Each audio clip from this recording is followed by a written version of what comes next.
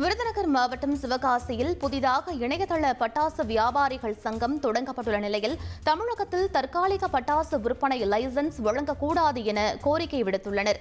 இச்சங்கத்தின் முதல் ஆலோசனைக் கூட்டம் நடைபெற்று முடிந்துள்ள நிலையில் தாங்கள் இணையதளத்தின் வாயிலாக பட்டாசுகளை விற்பனை செய்தாலும் அரசின் உரிமம் பெற்ற கடையும் கிடங்கையும் வைத்திருந்து GST வரியுடன் பில் வழங்கி பட்டாசு விற்பனை செய்து வருவதாக கூறியுள்ளனர்.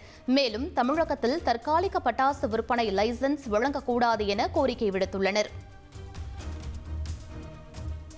வெளியூர்ல வெளி மாவட்டங்கள்ல பட்டாசு கடை நிரந்தர லைசன்ஸ் வச்சு பண்றவங்க அவங்க பண்றதுக்கு நாங்க எந்த தடையும் சொல்லல. ஆனா டெம்பரரி லைசன்ஸ் தற்காலிக லைசன்ஸ் வாங்கி 10 நாள் 20 நாள் 30 நாள்னு பண்றாங்க.